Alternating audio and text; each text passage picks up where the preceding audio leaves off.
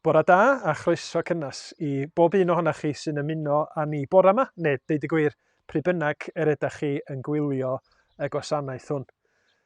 Mae hi chydig bach yn rhyfedd ar hyn o bryd achos dwi wedi recordio y darn yma yn gynharach nag arfer.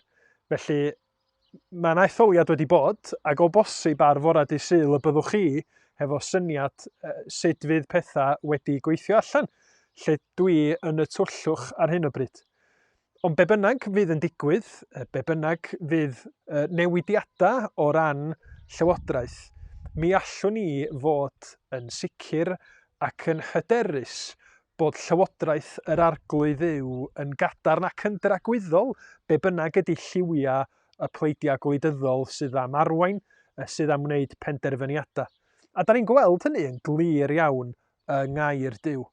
Meddyliwch am yr adnodau yma yn Eseia 45, enghraifft. Adnod 19. Dyma addywed yr arglwydd, creawdwr y nefoedd, yr un sy'n dduw, lluniwr y ddeiar a'i gwneithurwr, yr un a'i sefydlodd, yr un a'i creodd, nid I fod yn afluniaeth, ond a'i ffurfiodd i'w ffreswylio. My fi yw'r arglwydd, ac nid oes arall.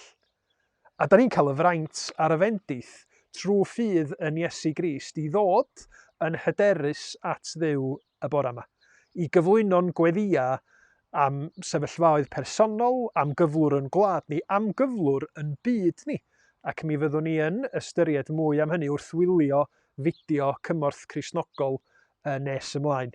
Mae'r Sul yma'n draddodiadol yn amser lle mae nifer ohono ni yn cyfrannu at ymgyrch Gymorth Cristnogol, wythnos Gymorth Cristnogol, ond wrth gwrs, gan nad oes na gasgliadau traddodiadol, mae pethau fymryn yn wahanol. Mi fyddwn ni'n gwylio fideo ac mi fydda I wedi cynnwys ddolen os ydych chi yn dymuno cyfrannu ar y we, neu mae yna fanylion ar llais brawaled os ydych chi eisiau gwneud hynny yn eich ardal leol.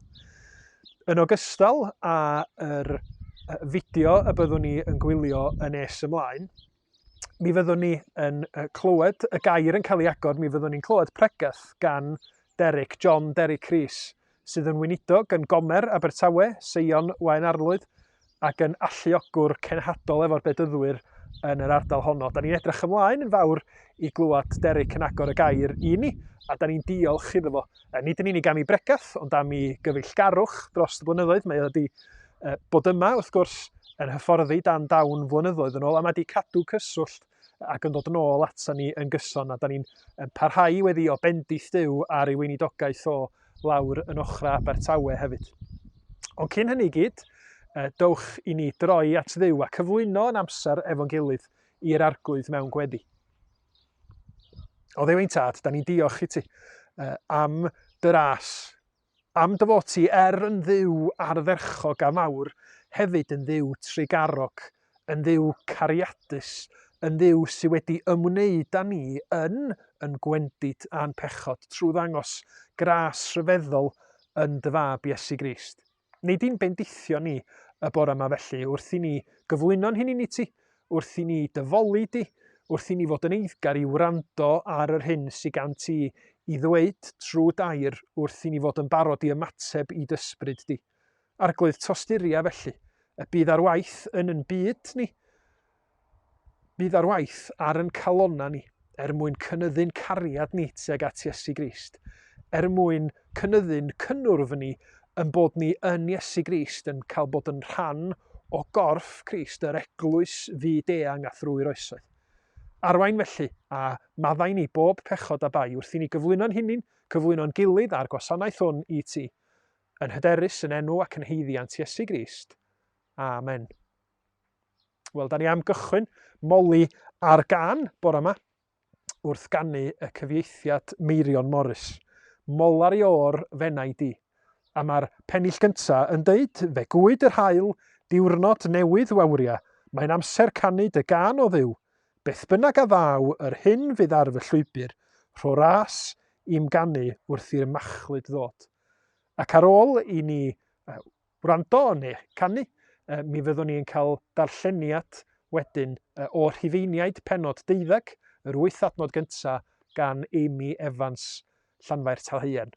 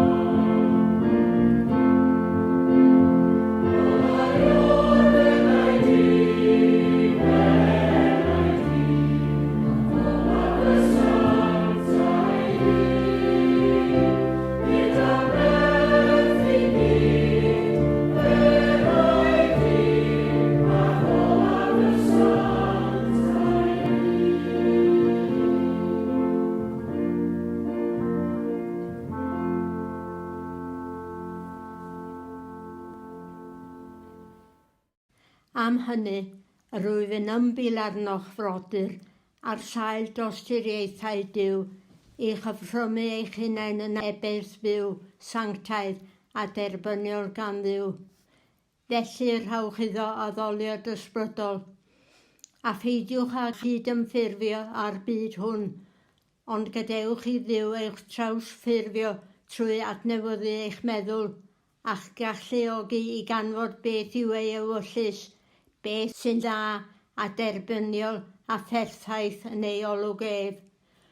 Oherwydd yn rheinwen y gras y mae Duw wedi ei roi i mi, rwy'n dweud wrth bob un yn eich plith am beidio a'i gyfrif ei hun yn well nag y dylid ei gyfrif, ond bod yn gyfrifol yn ei gyfrif, ac yn gyson ar mesur o ffydd y mae Duw wedi ei roi i bob un. Yn union fel y mae gennym aelodau lawer mewn un corff, ond nad oes gan yr holl aelodau yr un gwaith. Felly hefyd yr ydym ni, sy'n llawer yn un corff yn Rhist, ac yn aelodau bob un i'w gilydd. A chan fod gennym ddoniau sy'n amrywio yn ôl y gras a roddwyd i ni, dylem ei harfer yn gyson â hynny. Os proffwydoliaeth yw dy ddawn, arfer hi yn gymesur ath ffydd. Os dawn gweini ydyw, arfer hi i weini. Os athro wyt, arfer dy ddawn i addysgu, ac os bregethwr wyt i bregethu. Os wyt yn rhannu ag eraill, gwna hynny gyda heilioni. Os wyt yn arweinydd, gwna'r gwaith gyda gymroddiad. Os wyt yn danos trysteri, gwna hynny gyda llawenydd. Fy enw ydy Florence Bore Sul.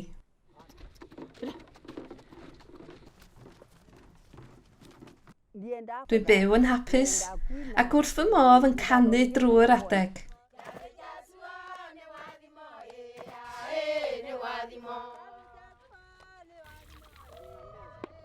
Dwi'n gwneud yn siŵr fy mod i'n hapus, ac os oes unrhyw un yn fy siomi, dwi'n cerdded i ffwrdd ac yn dechrau canu.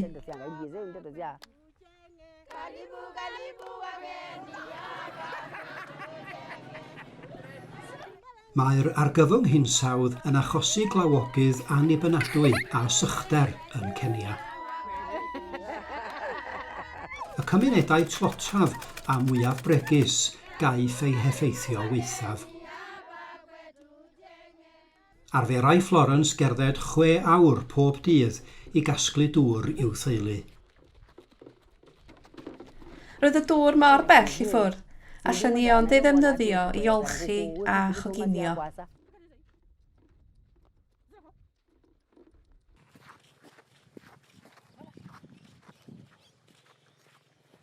Fe roedd fy ngŵr a finna'n feichiog pan oeddwn ni dal yn yr ysgol, ac fe briodon ni.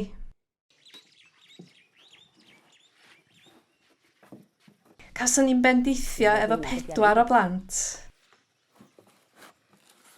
Pan fu farw'r gŵr, fe geisiais i aros yn gryf.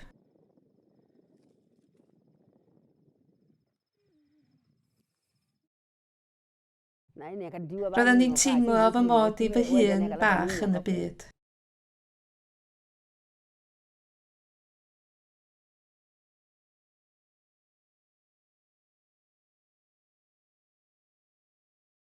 Ond helpodd Duw fi, a rwan mae gen i nerth. Gyda help Gymorth Cristnogol, cododd Florence a'i chymuned argae pridd.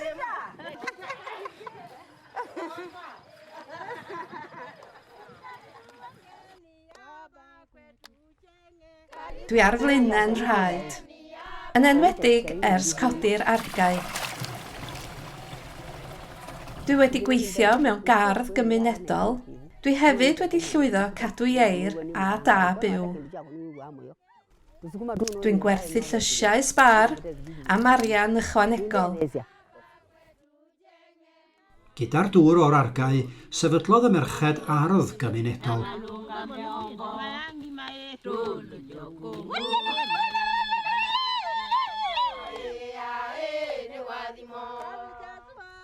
Gyda'r argae, gallodd Florence gadw gwenyn, a nawr mae hi'n cynaeafu mêl.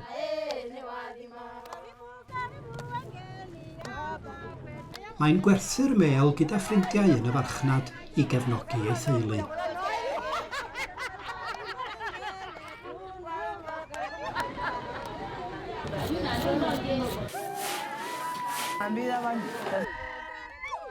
Gyda'ch cefnogaeth chi, gallwn helpu mwy o bobl fel Florence i ffynnu.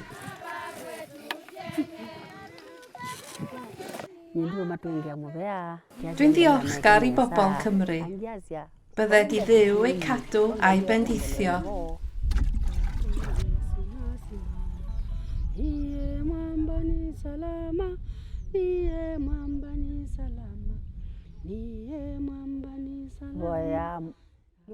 Dwi'n gweddio am heddwch i fy mhlant ac am law.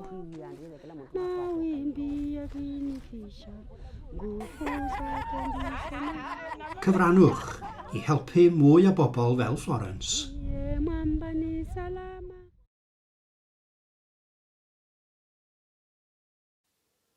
Gweddiwn.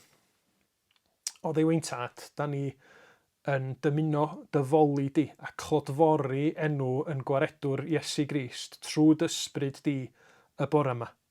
Da ni'n gofyn am dy gymorth di i allu ymddiried yng Nghrist, ymddiried yn hunin yn llwyr yng Nghrist, mewn ffordd lle da ni'n gallu cyffesu yn pechod, yn bod ni'n gallu bod yn onest ynglyn â'n methianna a'n gwendida, gan wybod mae Duw sydd yn trigarhau wyt ti yn Iesu Grist. Duw sydd yn madda pechod oherwydd fod Crist wedi wynebu'r gosb am y pechod hwnnw ynddo'i hun ar y groes.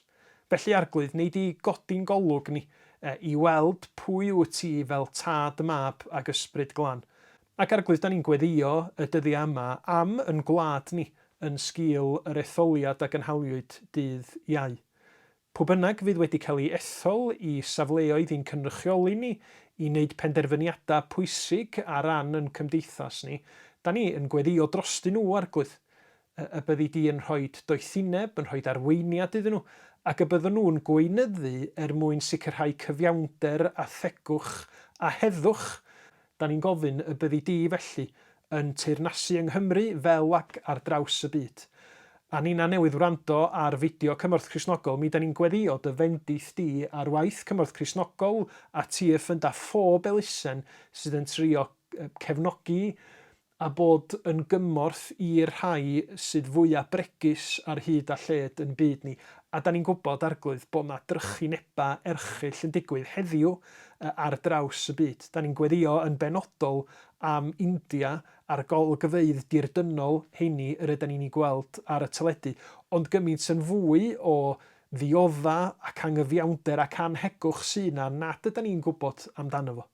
Ond da ni'n gallu cyflwyno yr unigolion, y teuluoedd, y gwledydd yma i gyd i ti, oherwydd dos na ddim byd tu allan i dolwg di. Fel ac yr oedda ti yn ymwybodol o ddioddefaint dy bobl yn yr Aifft, mi wyt ti'n gweld dioddefaint pobl heddiw hefyd o Arglwydd trigarha, a boed i dy bobl di, boed i lywodraetha weithredu mwyn cynorthwyo yr rhai sydd mewn angen dirfawr. A da ni'n gweddio hefyd o dad am bobl o'n plith ni, yn ffrindiau, yn cyd-aelodau, yn teuluoedd ni, rhai sydd wedi bod ar yn meddyliau ni, oherwydd i bod nhw yn profiaf iechyd neu triniaetha neu mewn galar dwys ar hyn y bryd. Da ni'n gofyn y byddi di Arglwydd Iesu yn dangos dy hun yr hwnnw ti, yn frenin, ond hefyd yn frawd sydd yn cydymdeimlo â ni yn gwendid, yn deall, yn ofna ni, yn deall, yn poen a'n tristwch ni, gan dy fod ti wedi bod yma ar y ddaear, wedi gweld dinistr pechod a dylygad dy hun. Diolch dy fod ti y fath waredwr. Da ni'n gofyn felly am dy fendith di, da ni'n gofyn am eniniad dysbryd glân di, wrth i Deric agor dair i ni y bore yma. Tostyria, bydd yn agos at bawb sy'n galw arna ti, ac Arglwydd bydd ar waith, teyrnasa. Da ni'n gofyn y cyfan, nid ar sail unrhyw ohono ni'n hunin, ond yn llwyr ar sail heiddiant, ein harglwydd a'n gwaredwr Iesu Grist. Amen. Wel, mae'n hyfryd cael rhannu gyda chi ar y Sul fel yma. Fel i chi'n gwybod, mae'r ofalaeth lle ydych chi, a'r ardal lle ydych chi, yn un sydd yn agos iawn at ein halon ni, ac un sydd wedi bod yn rhan mawr o'n haith ysbrydol i, ac felly mae'n hyfryd cael rhannu gyda chi ffrindiau bore yma. Wel, wythnos diwetha, nes i fynd i'r deintydd ac i wneud pethau'n wath, o'n i'n gwybod beth oedd mynd i ddigwydd pan o'n i'n cyrraedd yna, oherwydd o'n i'n booked mewn i gael dant allan. Ac oedd y peth yn ffain, o'n i mas o fewn yr awr, ond dros yr wythnos diwetha, dwi wedi bod yn galaru dros y dant. Fi'n upset iawn bod y dant yma wedi mynd. Oherwydd mae dant yn bwysig, nag yw e? Mae bwrpas i ddant, ac fi'n gweld eisiau dant yn fawr iawn. Diwrnod ar ôl bod i'r deintydd, eithon ni fel teulu i'r parc ar ôl ysgol, ac nath ein merch hynna ni penderfynu oedd hi moyn ymarfer dringo ar y monkey bars. A felly nes i helpu ddi, ac o'n i'n dysgu ddi, ac o'n i'n annog hi i wneud heb help, ac gofynodd i fi wneud fideo i dangos i mam gi, a pan nes i camu nôl gyda'r camera, lawr ath hi. A 5 awr yn ddiweddarach, daethon ni mas o A&E yn Treforys gyda cast mawr ar ei braich. Mae Cadi wedi torri ei braich hi. A dros yr wythnos mae hi wedi bod yn gweld eisiau defnydd ei braich, achos mae braich yn bwysig. Nid yw mae yna bwrpas i fraich. Mae hi wedi gweld eisiau fe nawr bod e mewn cast. Wrth i ni ddod i gredu yn Iesu Grist, wrth i ni derbyn ei faddeuant, ni'n dod yn rhan o deulu Duw. Ni'n dod yn rhan o bobl Duw. Neu i ddefnyddio un darlun arall sydd yn y Testament Newydd, i ni'n dod yn rhan o gorff Crist. O gorff Crist. Iesu Grist yw'r pen a ni yw aelodau, body parts, y corff. Mae hwn yn darlun beiblaidd, mae fe'i ffindio mewn sawl lle, a mae Paul yn hoff iawn o'r darlun yma. Yr un darllen ni heddi, mae Paul yn trafod beth yw hi i fod yn rhan o gorff Duw. Rhufeiniaid 12, adnodau 3 i 8. Gen i ddarllen nhw unwaith eto. Gadewch i mi ddweud hyn wrthych chi, fel rhywun mae Duw wedi bod mor garedig ato. Peidiwch meddwl eich bod chi'n well na gydych chi. Byddwch yn onest gyda chi'ch hun wrth ystyried faint o ffydd mae Duw wedi rhoi i chi. Mae'r eglwys yr un fath â'r corff dynol. Mae gwahanol rannau i'r corff, a dydy pob rhan o'r corff ddim yn gwneud yr un gwaith. Yn yr eglwys, dyn ni gyda'n gilydd yn gwneud un corff, sef corff y Meseia. Mae pob un ohono ni'n rhan o'r corff, ac mae arno ni angen pawb arall. Mae Duw wedi rhoi doniau gwahanol i bob un ohono ni. Os ydy Duw wedi rhoi'r gallu ti roi neges proffwydol, gwna hynny pan wyt ti'n gwybod fod Duw am i ti wneud. Os mae helpu pobl eraill ydy dy ddawn di, gwna job dda ohoni. Os oes gen ti'r ddawn i ddysgu pobl eraill, gwna hynny'n gydwybodol. Os wyt ti'n rhywun sy'n annog pobl eraill, bwrw iddi. Os wyt ti'n rannu dy eiddo gydag eraill, bydd yn hael. Os oes gen ti'r ddawn i arwain, gwna hynny'n frwd. Os mae dangos caredigrwydd yw dy ddawn di, gwna hynny yn llawen.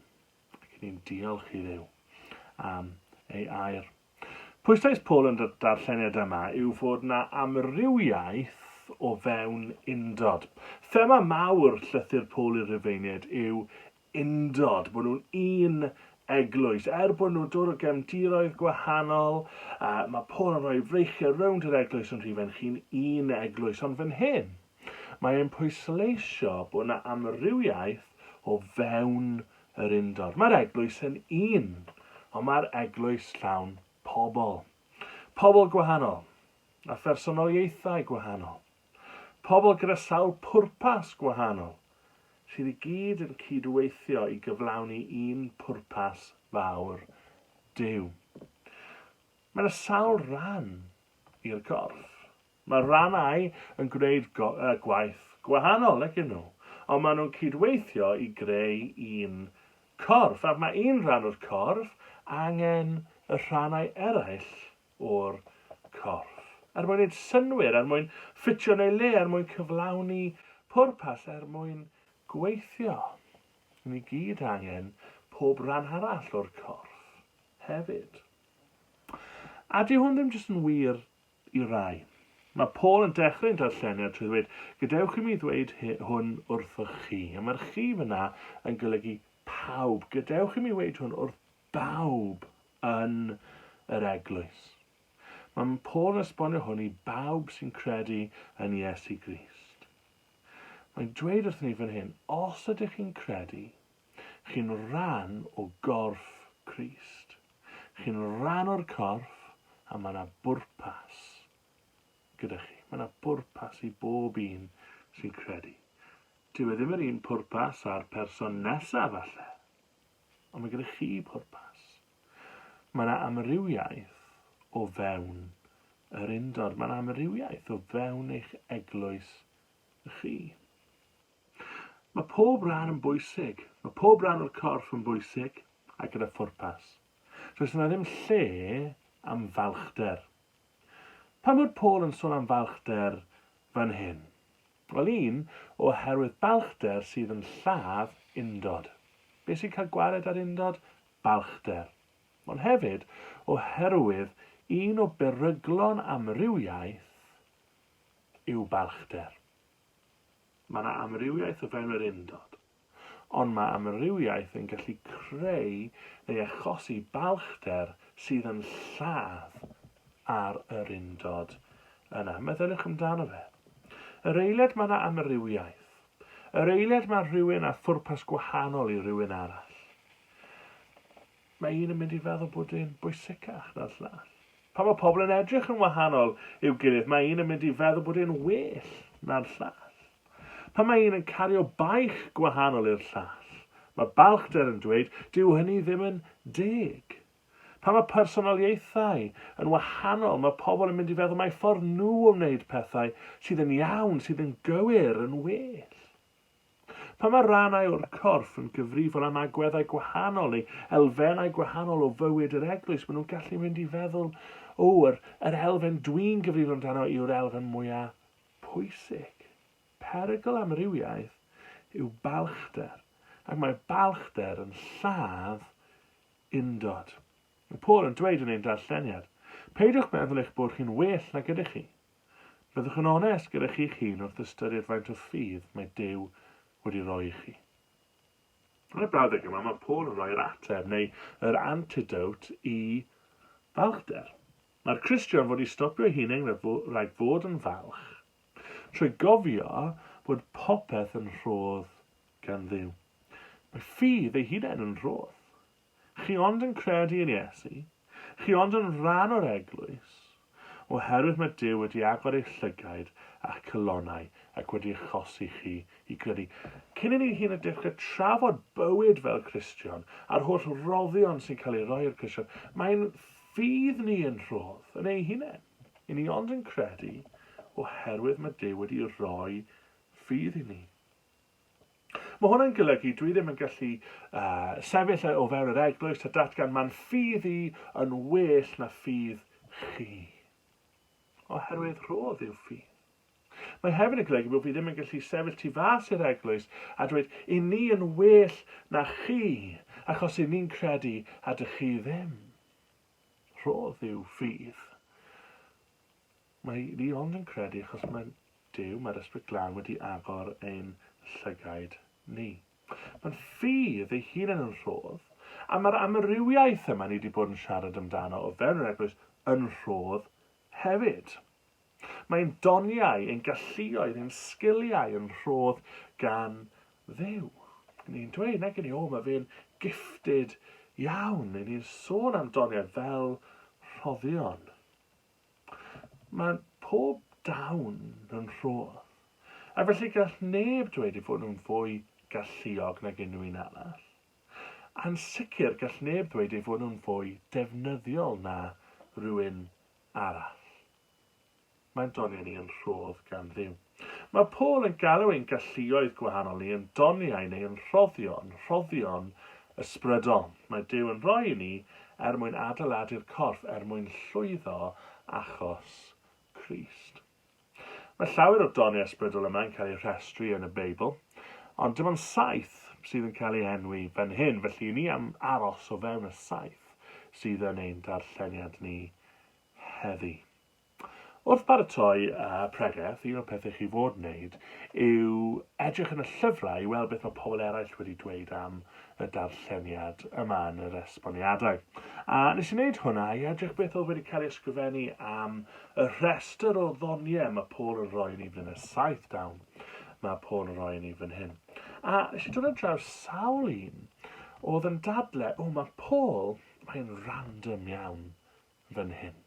Ond nhw'n ffili deall pam bod Paul wedi rhoi y rhoddion yma yn y restr, yn y trefn mae fe wedi ei wneud. Oedd e bron bod nhw'n credu bod nhw'n gallu gwneud gwell job na Paul wrth ysgrifennu y llythyr i'r Rhufeiniaid. Pam bod e mor random, pam y trefn yma?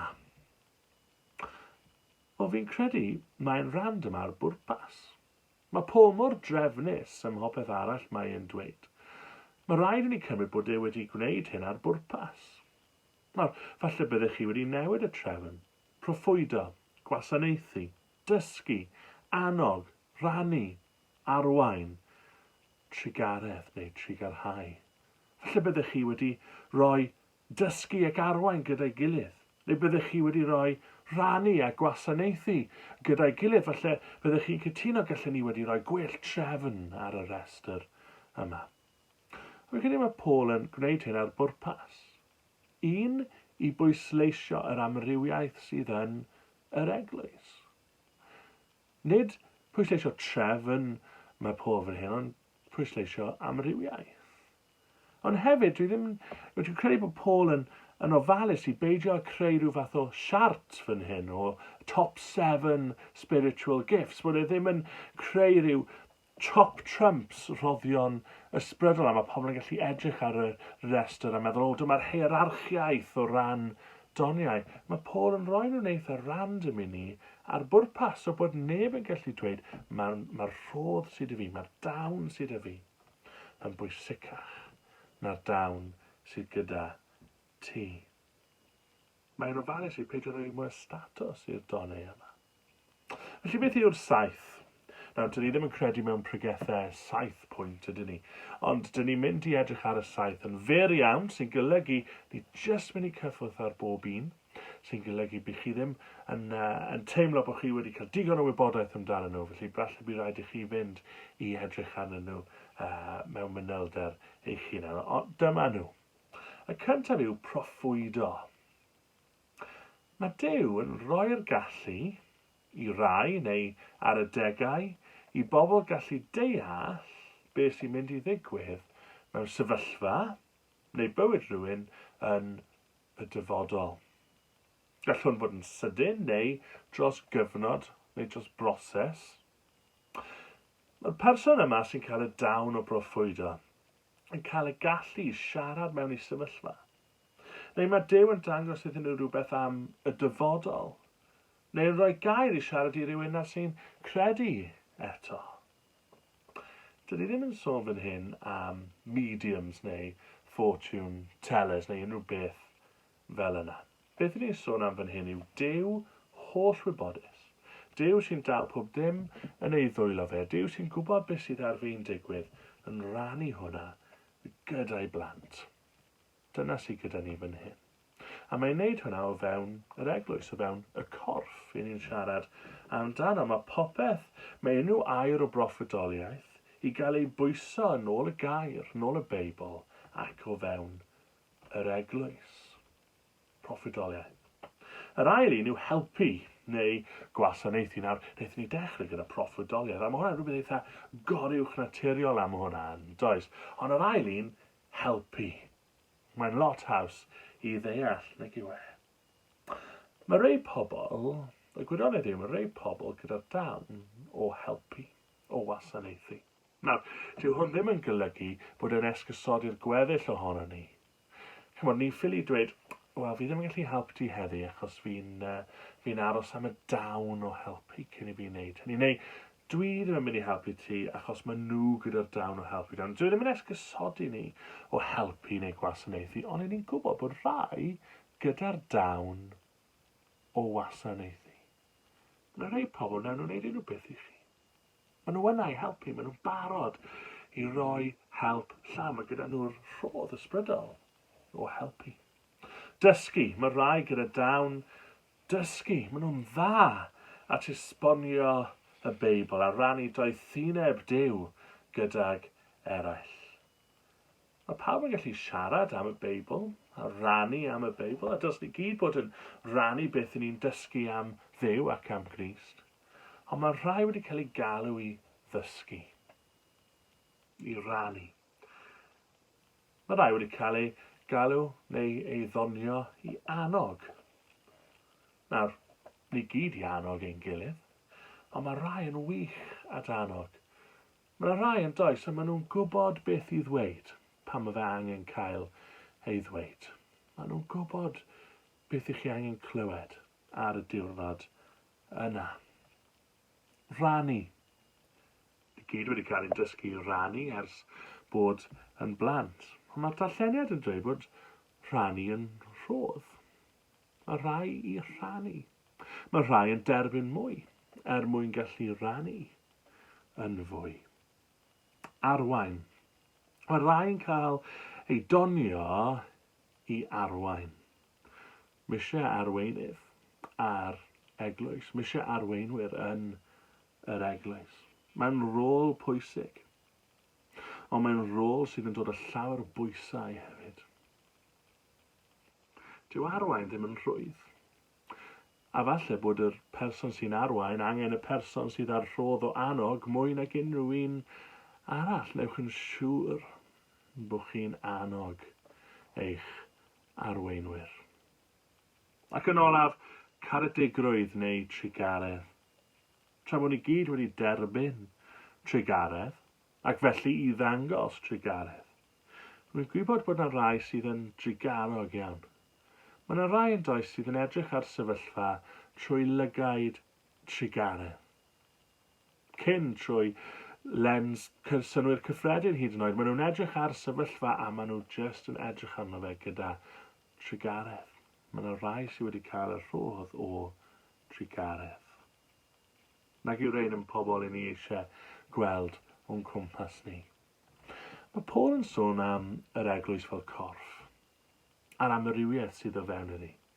Mae'n rhoi 7 esiampl i ni. Ac yn argyw yn wneud i'r eglwys edrych yn hardd, yn ddeniadol, yn brydferth. Dyma'r fath o bobl ni moyn yn ein eglwys ni. Dyma'r fath o bobl ni eisiau bod. Wrth y modd yn cael y doniau yma. Ni eisiau cwrdd fel eglwys yma yna rheina sy'n mynd i annog ni.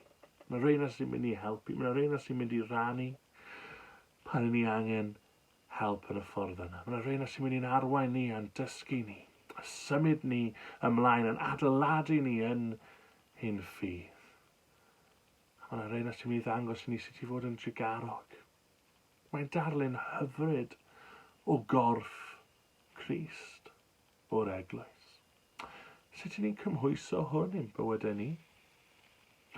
Wel, yn syml, os ydych chi credu yn Iesu Crist, yn rhan o'i eglwys, mae gyda chi pwrpas. Mae gyda chi rôl. Mae Duw wedi rhoi doniau i chi, a mae Duw am roi mwy o ddoniau i chi. Gofynnwch iddo fe amdanyn nhw. Gofynnwch iddo fe dangos i chi beth yw eich doniau chi. Hefyd, edrychwch mas i weld beth yw doniau pobl eraill. A dwedwch wrthyn nhw. Dewch yn siŵr i annog nhw trwy ddweud, dwi wedi gweld mai dyma yw dy rhodd di, dyma yw dy ddawn di. Yn aml iawn, mae pobl eraill lot well at gweld beth yw ein doniau, beth yw ein rhoddion na gyda ni. Ond does na ddim lle yn balchder. Does neb yn fwy pwysig na'i gilydd.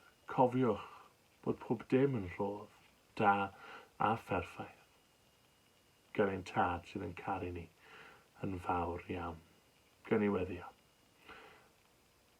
Arglwydd, helpa ni beidio bod yn falch. Dangosa ni beth yw ein rôl. Beth yw ein pwrpas di o fewn dy bwrpas di. Diolch am dy rhoddion. A ni'n dod â gofyn am fwy. Diolch, Arglwydd. Yn enw di. Amen. Gai ddiolch i Derek am ei anogaeth i ni o air Duw, am ddangos i ni y cyfoeth ag ydy yr eglwys, y corff hwnnw yma Iesu Grist wedi ei brynu a'i waed ei hun, wedi roi hefo'i gilydd ar amrywiol ddonia mae o wedi roi yn rhoddion i yr aelodau gwahanol o'r corff hwnnw. Diolch, Derek. Da ni am orffan yn gwasanaeth bore yma yn canu mawl i Dduw am yr eglwys honno, y corff hwnnw, yr ydyn ni trwy ras yn cael bod yn rhan ohono fo. Yr emyn fydd rhif 612 yng Nghaneuon Ffydd. Un sylfaen fawr yr eglwys, yr arglwydd Iesu yw, ei greadigaeth newydd drwy ddŵr a gair ein Duw. Ei briodasferch sanctaidd o'r nef i'w cheisio daeth, a'i waed ei hun fe'i prynodd, a'i bywyd ennill wnaeth.